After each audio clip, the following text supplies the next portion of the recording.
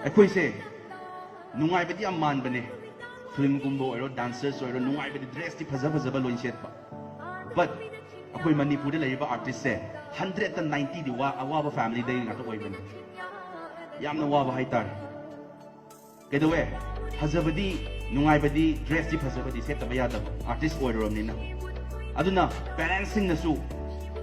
support ตรงนี้ไปจ้าเซ่ไม่ยามเซ่สู้มาชินนะพวกนั้นว่า organizers นะว่าปะอันนี้ก็ด้วยไอ้ตัวมันจะหังเงี้ยปะใครหังเงี้ยไฟฟ้าสติก็ด้วยคนมันนี่พูดถึงสเตจพูดถึงงานมันนี่เป็นมินิสเตอร์พนักงานสุดทุ่มสเตจงานของกันนี่นุ่มตัวดีนี่เชื่อว่านุ่งอะไรก็เอาไปเพราะคนใครนุ่งคนเด่นงานกันนี่ใครงานงี้คนมันนี่พูดเซ่กังเลยปักเซ่ art and culture and sports นั่นมาสักตาอีเวนต์นะให้ต้องให้เป็นอย่างเดียวต้องให้ตัวนั้นಅದು ಬುಕ್ಕೆದುವೆ ಆರ್ ಎನ್ ಕಲ್ಸಸ್ ಯಾಮ್ನ ಚಂಗಲ್ ಒಳಗಡೆ ಡಿಪಾರ್ಟ್ಮೆಂಟ್ಸ್ ಯಾಮ್ ಮೀನಿ ಡಿಪಾರ್ಟ್ಮೆಂಟ್ ಗೆ ತಕ್ ಲೈಬ ಗವರ್ನಮೆಂಟ್ ಮಚಾ ಮೊಯ್ನ ಅದು ಲೈರಿಬ ಸ್ಟಾಫ್ ಮ್ಯಾಮ್ ಸಿಸು ಗವರ್ನಮೆಂಟ್ ಗೆ ಮ್ಯಾಮ್ ಸಿಸು ವಾಜೈ ಹೇನ ಗವರ್ನಮೆಂಟ್ ಅತ ಓಫೆ ಫ್ಯಾಸಿಲಿಟಿ ಪಿಬ ನತ್ತಬನಿನ ಲೈರಿಬ ಡಿಪಾರ್ಟ್ಮೆಂಟ್ ಗೆ ಮೀಸು ದು ವಾಜೈ ಬ ಮುಯಿ ಮರಾನ ತೇಬ ಸಿಸು ಅದನ್ನ ಸತ್ತ ಇಬನಿ ದಿ ಆರ್ ಎನ್ ಕಲ್ಚರ್ ನೆ ದುಮ್ ಹಾಯ್ಬ ಅದು ಮನುಂಗದಿ ದುಮ್ ಕೈ ಹೈತಾರೆ ಯಾಮ್ನ ಮಚಾ ಮೊಯ್ನ ಥಂಬಿಬ ಹೈತಾರೆ ಅದನ್ನ ಕೈ ಖಲೆ ಲಾಸ್ಟ್ ಐದಿ ಕೈ ಕೆನೋ ಒಂಥುನಿಂಗ್ ಅವನೆ ಸ್ಕೂಲ್ ಲೈಫ್ ತ ಕೈ ಒಂಥುನಿಂಗ್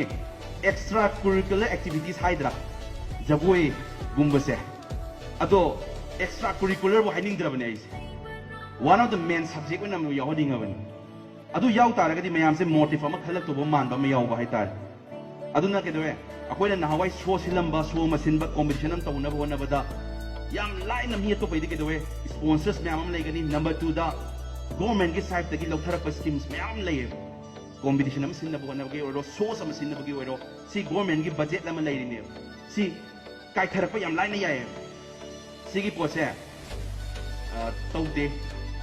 lai ri bo organizing one chat laga donation hai ba donor thi bo ni chat lai ad mayam si ang wai